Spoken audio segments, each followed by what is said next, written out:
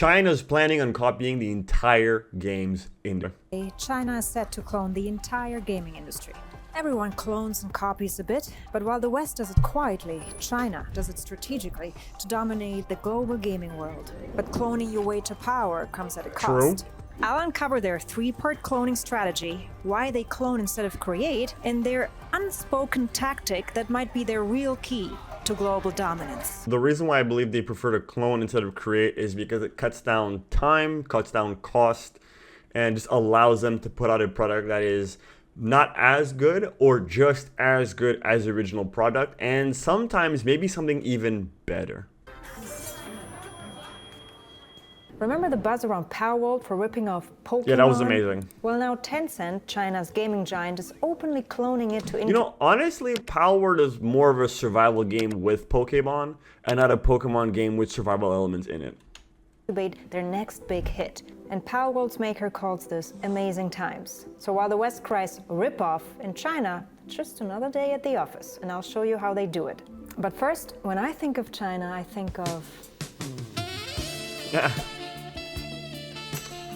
For those of you who do not know, this is the old Jackie Chan movie where he learns how to use the drunken fist. It is an amazing movie. Sorry, I just couldn't do a video about China and not mention my boy Jackie Chan, who, by the way, was the face of the Learning Machine, the top Nintendo clone back when importing consoles was way too expensive. And Jackie came with a keyboard to not only play, but learn through games like Letters Invaders. Now, I'm bringing this up because the company behind the Learning Machine recently went bankrupt, thanks to China's chaotic laws. And to understand their game making, let's first understand their lawmaking, which in China can change overnight. Okay. You see, games must be government approved to make sure they are cultural fit. From detailed game descriptions to source codes, the government checks everything, since games are dubbed opium of the mind. But when a regulatory shift kicked in, the government froze all game approvals for an entire year. Big games were blocked from making sales, causing huge financial losses and many, many new rules. I wonder why. Real ID registration, facial scans, and limited gaming hours for kids. You know, as much as I don't like the government's hand in the cookie jar, I do think parents need to limit screen time, game time for their kids. I remember growing up, I was allowed to play video games on the weekends only. Friday, Saturday, and Sunday. That's it. That's all. And as much as I hated it as a kid growing up, I am very thankful for it now as an adult. 我9点就睡了呀，我还得玩到半夜。你说我玩过半夜吗？ The first freeze ended, but a second freeze dropped the number of approvals even more. Today, game approvals continue, albeit very slowly. And to top it off, China had a 15-year-long ban on gaming consoles to crack down on gaming. But when the economy struggled, they lifted the ban to cash in on the gaming Are you industry. serious? Video games saved the economy of China? That's wild. Suddenly, China was ready for the Switch, PlayStation, and Xbox, which meant the end for many local clone makers.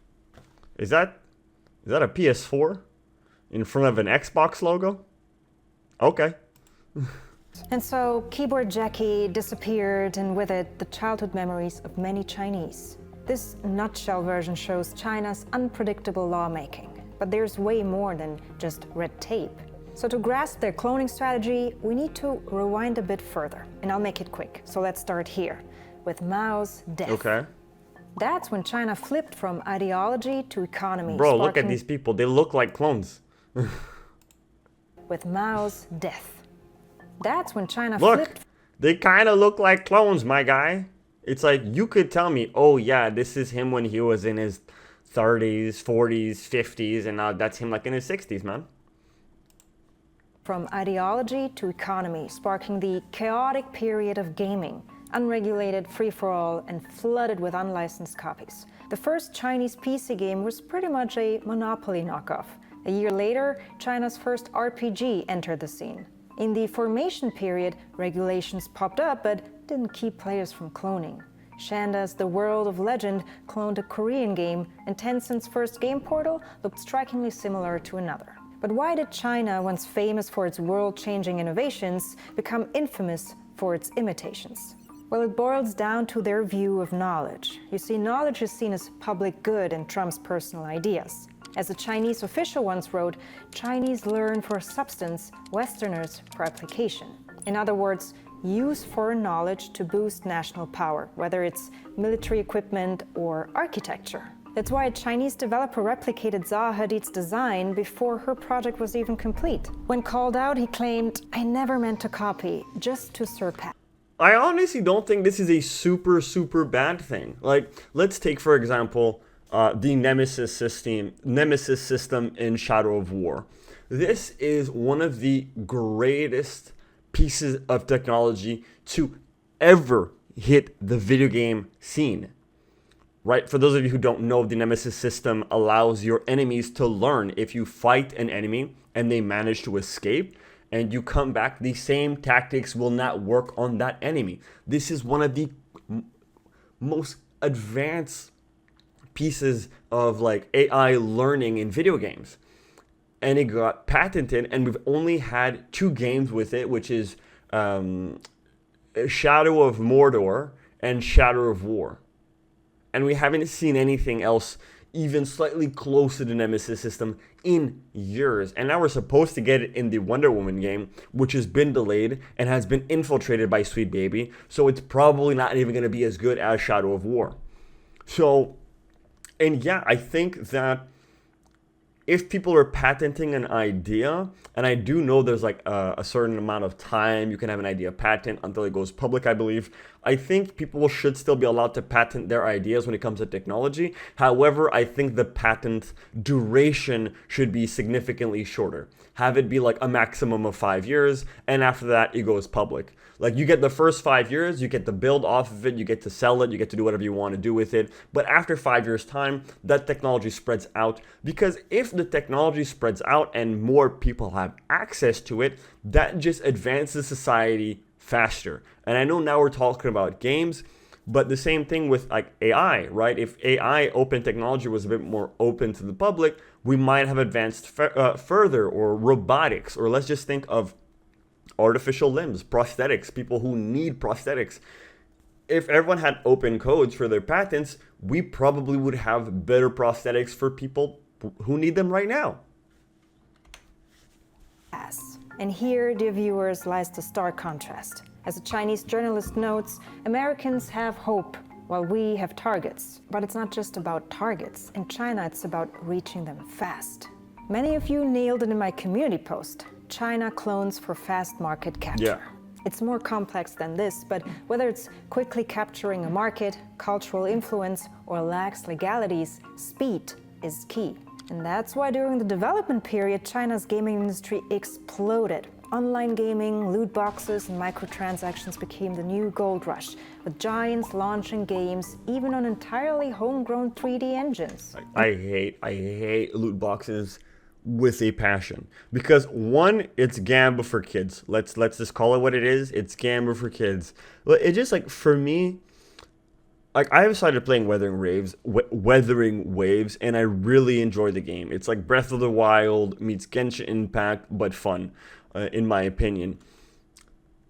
But the goddamn gacha system pull, I hate having to, like, pull and like in the hopes of possibly getting the character that I want.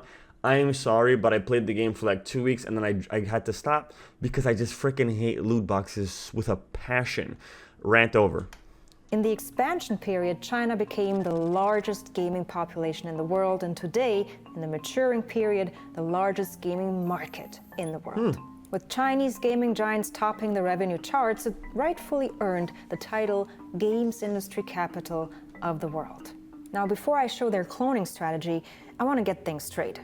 Who does not clone? East or West, we all do it. Games have always been copied. Yeah. When Doom set the template for FPS, most FPS games were dubbed Doom clones. Same with Diablo clones. Candy Crush ripped off Bejeweled, which ripped off Diamond Mine. Paladin mirrored Overwatch, Saints Row GTA, and PUBG walked. The difference is that we, in the West, we try to do it more tactfully and we try to change it enough that you won't immediately confuse it for its original, right? Exactly, like Fortnite. First of all, Fortnite started off as a survival game, not as a battle royale game. But anyone who looks at Fortnite isn't going to confuse it with PUBG. You look at PUBG, you look at Fortnite, and you can immediately distinguish both games without an issue. But when you go to China, it's like if, for example, my mom, if I had explained to her what Breath of the Wild was, and then I showed her Genshin Impact, and I showed her Breath of the Wild, and she didn't know either of those games, she might have a harder time telling them apart, right? It's like the big difference is that in the West, the casual gamer, the casual consumer can still tell the difference between both products fairly easily. When you look at the East, China specifically, the casual gamer, casual consumer probably can't tell the difference as easily between the original and the clone. Fortnite could run. I mean, that's how genres are born. However, there's a thin line between enhancing a concept and outright theft. America's most notorious clone company is probably Zynga. A while back, EA sued them over the bill for ripping off The Sims Social. As soon as EA released Restaurant City, Zynga released Cafe World with striking resemblance. The fun part, Farmville, the game that put Zynga on the map, that too is just a rehash of Chinese game Happy Farm, which itself is a rehash of Japan's Harvest Moon. Or check out Deviator from a Chinese studio. From UI to mechanics, Deviator doesn't seem to deviate too that looks far like Hollow from its Knight. inspiration. And then there's Piano Tiles.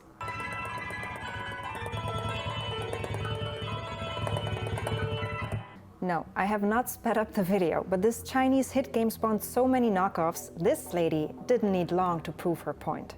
Hello everybody, in today's video we're going to be tier listing a bunch of Piano Tiles ripoffs. Alright, so I went to the App Store Oh my God, and how searched up many? Piano Tiles and downloaded as many as I could find. And then I realized that the list would pretty much never end, there's way too many, and I think this one page, 30 of them, is enough. You see, we all do it to some extent. But while the West does it subtly, China does it aggressively, for 3 reasons. Number 1, pressure. In a blog titled, How I Put Together a Game Map That You'll Despise, a Chinese designer shows how to clone a game map quickly, saying, plagiarizing is an art in itself. If you think I shouldn't be a designer, then sorry, but I'll continue to be one to make a living. Yes, in China, studios... Plagiarism is an art style. That is definitely interesting, but I can understand what she means, especially since like a lot of my videos on my channel is commentary.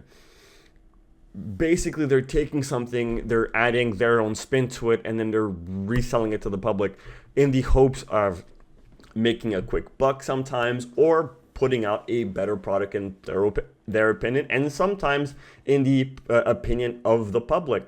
So I can, in a way, understand when they're saying like, yeah, plagiarism is a form of art, but I think it only gets into the world of art once it's like really got like your distinct design to it, and if it's actually not just a 100% knockoff. Like if you're able to surpass the original product, yeah, I would agree and say that it is a form of art.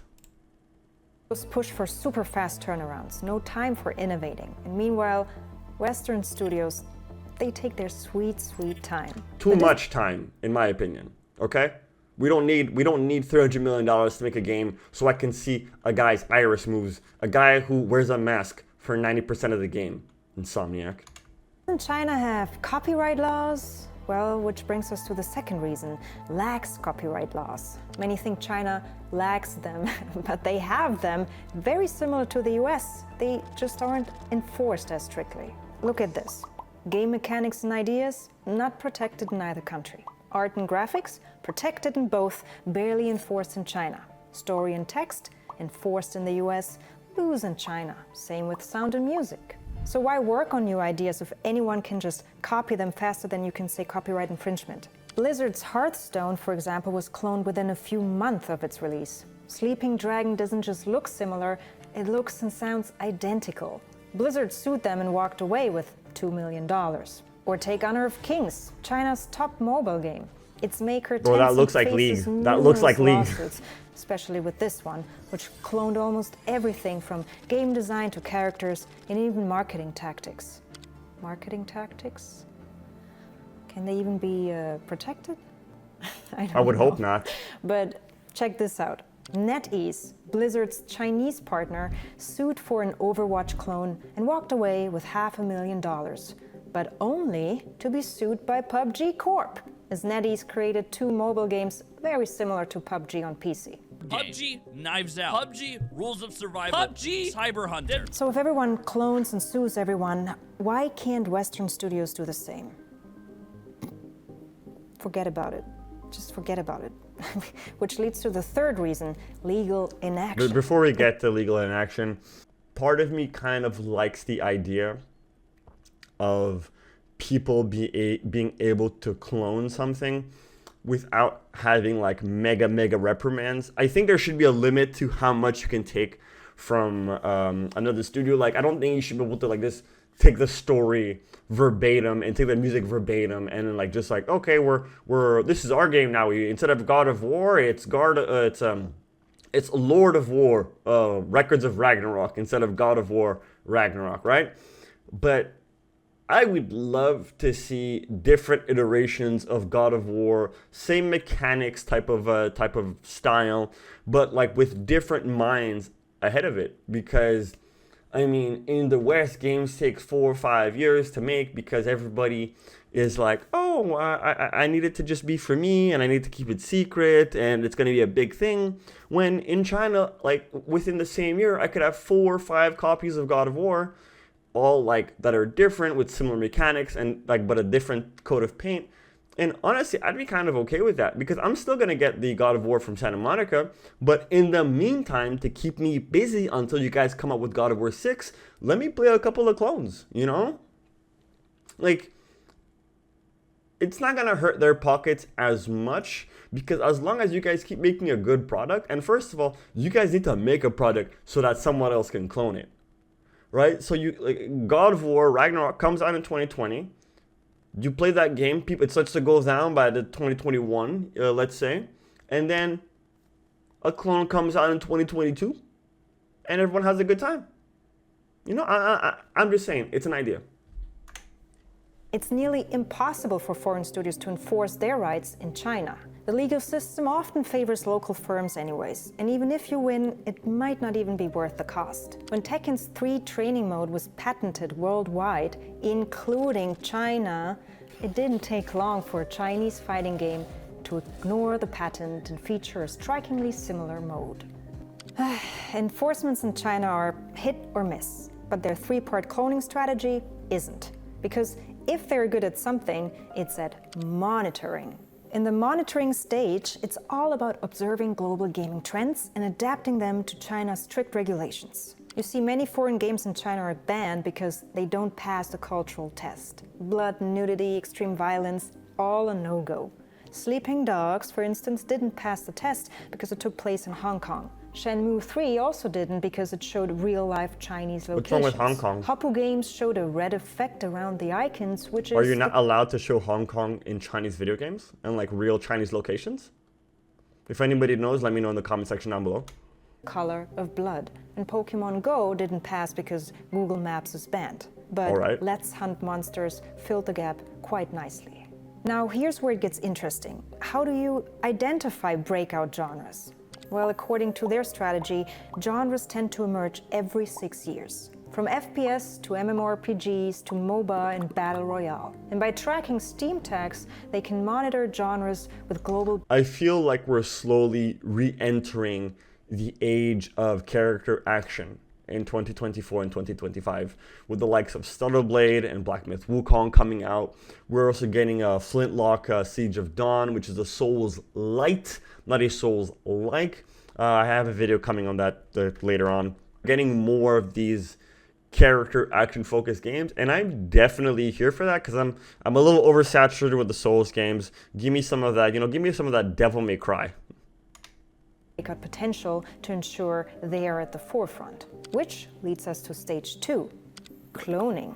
Once they spot a breakout genre, they quickly clone and test them. In case of a small hit, they doubled down through strategic partnerships. When MOBA and Battle Royale emerged, notice how Tencent acquired Riot Games and secured PUBG mobile rights. They then rolled out Honor of Kings, which is basically League of Legends, and tailored it for Chinese players on mobile. And when NetEase released mega-hit game Eggy Party, a Fall Guys clone, Tencent redirected hundreds of devs from working on Assassin's Creed Jade to their own party game, Dreamstar. No wonder Assassin's Creed Jade is delayed to 2025, because the party game genre has priority. But cloning isn't just about mimicking game mechanics. You gotta clone the smart way to gel with the Chinese culture. And that's why a direct clone of PUBG was not successful. Tencent had to rebrand it as Game for Peace, a patriotic, non-violent version to comply with Chinese regulations. A patriotic, Players non-violent. wave goodbye instead of dying, and they emit light instead of blood. Fair As enough. the designer lady said, cloning is an art in itself, which brings us to the next stage, scaling. Once a cloned game becomes a small hit, the real magic happens, scaling. Put it on mobile, PC, and make All right, this idea came to mind. I would have to agree with that because in the case of PUBG, which is like it couldn't go to China because of the blood and the violence. I get it. You want to play PUBG, your country's not going to allow it. So how do you make a game that's going to fit in all of the regulaments of the country, but still be fun? That's hard. That's not an easy thing to do. And the fact that they were able to make sure that the game fit in all the regulations and still make the game fun, hey, at the end of the day, it's kind of impressive. free to play. But not just that, you gotta boost the marketing too. Let's go back to Honor of Kings. Once cloned and culturally adapted, it became the #1 game. And so Tencent threw everything at it. Massive ad campaigns, celebrity endorsements, collaborations with beauty brands to bring in female gamers. Or take Genshin Impact. They didn't just collaborate, they Genshified entire KFCs to reel in mostly male gamers. All dudes.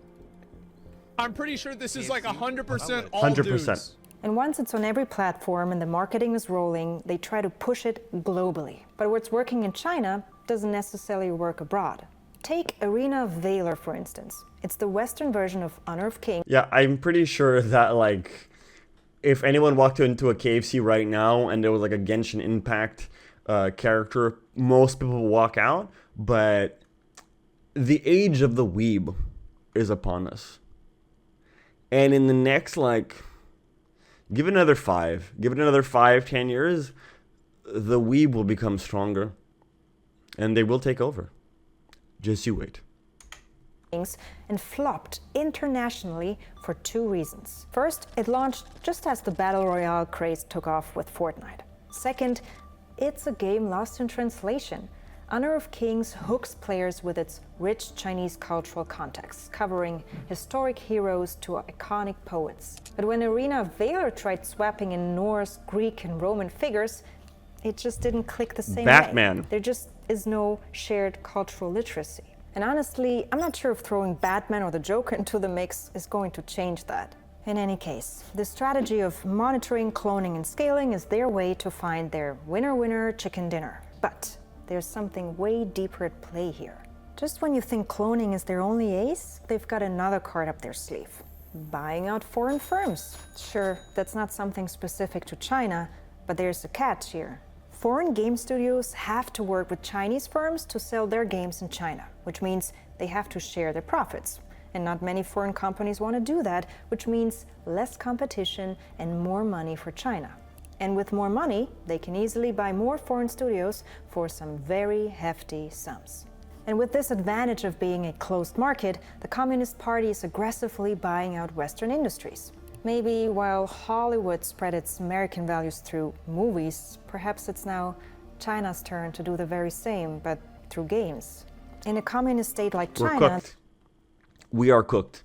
We are cooked if the West is incredibly good at pushing its culture on other countries through movies. Gaming has 100% gotten bigger than movies and is only going to continue to grow. And I feel like more and more people are going to start gaming, and we're going to see more and more actors in games, and we're going to see more and more marketing in games. Like you go on the Sportsnet and there's regular game advertisements there. If China starts buying out these companies and they start pushing their agenda through games, guess what? The first people to play games are kids. You guys do what you want to do with that information. And this means everything, including games, is controlled by the state. So while the West tries to ban TikTok, it should perhaps also look behind the scenes of Western game studios that also provide access to millions of personal data points. And so long gone are the days when you could just pop a cartridge into a keyboard jackie and stay somewhat untraceable. However, this all isn't without its challenges. In China, the gaming community is growing tired of it all, especially of the game of clones. When The Legend of Neverland came out, a blatant clone of Genshin Impact, gamers were not impressed, and criticism was fierce. And when Plague Inc. was taking down the App Store, because you know why, Plague Inc. was so much fun. A Russian clone appeared, which also faced huge backlash from Chinese gamers who mistook it as yet another copycat move. And so the winner-winner chicken strategy might not be cutting it much longer, which is where this game enters the scene. Dubbed China's first AAA game, Black Myth Wukong is their first dab at creating something truly new. But while this game might be setting a new trend in China, it's really just a very lone wolf for now. Ironically, it's inspired by the Chinese tale Journey to the West, a tale that couldn't be any closer to China's broader intentions. And maybe that's the real lesson here. In the fast-paced world of gaming, cloning and owning games might bring quick success. But the real test will be whether China can create them from scratch. Until then, happy cloning. Was this a huge ad for Presto Tea? Anyways, fun thing about Wukong, he was also known as a copycat. Right? And like Goku's inspired off of Wukong, and what does Goku famously do? He copies people's techniques constantly throughout the entire manga series. And China's known for cloning games. I just thought it was a little fun piece of information. That's going to be it for today's video. Let me know what you think in the comment section down below. Is cloning art, or is it just straight up plagiarism? While you're down there, be sure to hit that subscribe, because we're trying to hit 300 subs for the end of the month. And if you don't want to help, remember, at the end of the day, I'm just some guy on the internet, and I'll see you guys next time. Peace. If you want to see more videos of, if you want to see more of my face, be sure you click the video you see on screen right now.